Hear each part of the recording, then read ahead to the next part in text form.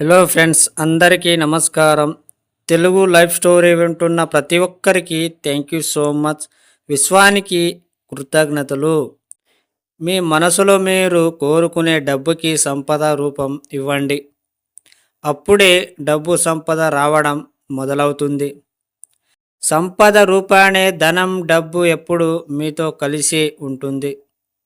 కానీ మీరు డబ్బు సంపదని వేరువేరుగా చూస్తున్నారు. వీలైనంత డబ్బుని కూడబెట్టండి. దానికి సరిపడ డబ్బు మీ చేతికి అందుతుంది. ఎంత కావాలి మనం అప్పుడప్పుడు వింటుంటాం. అతను తరతరాలుగా సరిపడ సంపాదించేవాడు. కానీ ఎస్, మీరు కూడా అలాగే చెప్పండి.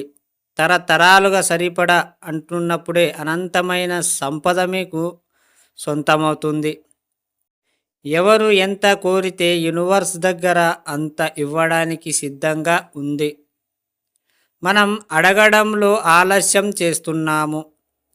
ఎందుకంటే మనకి భయాన్ని ముందు వదిలేయండి.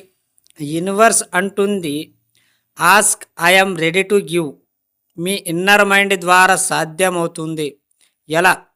కృష్ణుడి దగ్గరికి కుచేలుడు వచ్చినప్పుడు అడగాలని ఉన్న మోమాటాన్ని అడగలేకపోయాడు. కానీ అతని ఇన్నర్ మైండ్కి అడగాలని ఉంది. ఇన్నర్ మైండ్ ఎంత గొప్పగా పనిచేసి అనంతమైన సంపద శ్రీకృష్ణ ద్వారా సృష్టించింది. అందుకే ఎప్పుడు మీకు మీరుగా ఆలోచించడం, రోజు ఒక్కసారి మీలో ఉన్న వ్యక్తితో మాట్లాడండి. మీ సమస్యలు ఇన్నర్ మైండ్కు చెప్పండి. అది విశ్వానికి అనుసంధానం అయి పనులు చేసి పెడుతుంది. మీరు ఏదైనా కోరిక కావాలి అన్నప్పుడు మీరు గట్టిగా విశ్వాన్ని అడగండి. అడిగితే కానీ మనసులో మాట తెలియదన్నమాట.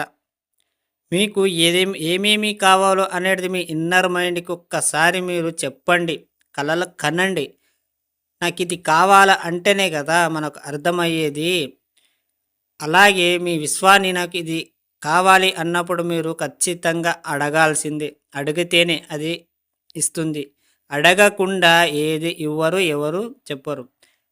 మీకు ఆకలి ఉందా లేదా అంటే అన్నం తిందాం రా అంటే మీరు, లేదంటే మీరు ఆకలి చచ్చిపోతుంది. అదే ఉన్నదంటే మీ పొట్ట నిండుతుంది. ఇక్కడ మోమాటం ఏమి పడకండి. మీకు ఏం కావాలో అది వస్తుంది, ఇస్తుంది. కానీ మీరు అడగడమే ఆలస్యం. ఇది ఎలా సాధ్యం, అది ఎలా సాధ్యం అనుమానం పెట్టుకుంటే మీరు అక్కడే ఉంటారు, పైకి ఎదగలేరు. అవన్నీ నెగిటివ్ థాట్స్ బయటికి పడేయండి. అర్థమైందా ఫ్రెండ్స్? ఈ స్టోరీ విన్న ప్రతి ఒక్కరికి థ్యాంక్ యూ సో మచ్. అలాగే విశ్వానికి కృతజ్ఞతలు.